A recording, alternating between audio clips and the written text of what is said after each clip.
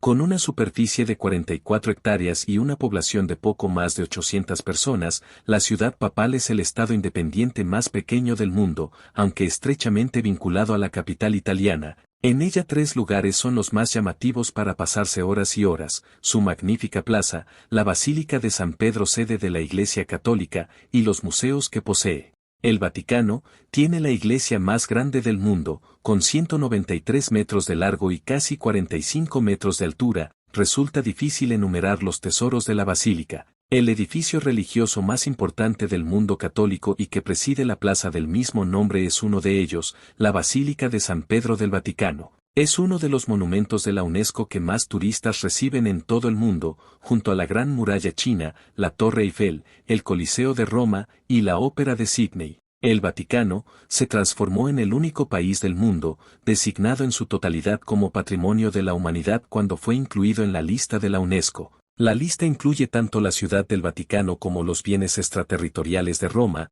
El Vaticano no tiene hospitales, por tanto, nadie tiene la ciudadanía permanente. Solo se concede temporalmente a los trabajadores activos y a sus familiares.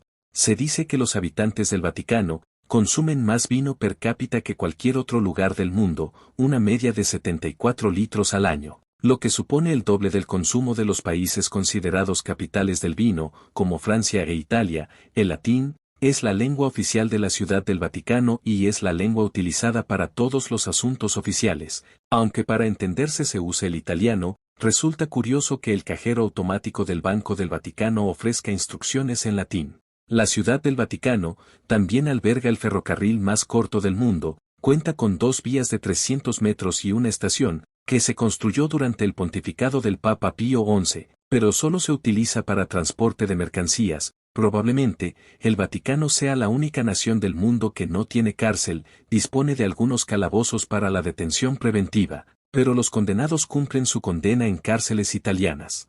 La Ciudad del Vaticano tiene su propia selección de fútbol y está formada por jugadores de la Guardia Suiza, miembros del Consejo Papal y guardias de los museos. Aunque solo disputan algunos encuentros internacionales, juegan como equipo local en el Estadio Pío XI de Roma y en el de Pío XII de Albano Laziale. Este estado no forma parte de la Unión Europea, pero su moneda es el euro. Hasta la llegada de el minúsculo país emitía liras vaticanas, cuyo valor estaba ligado al de la antigua lira italiana.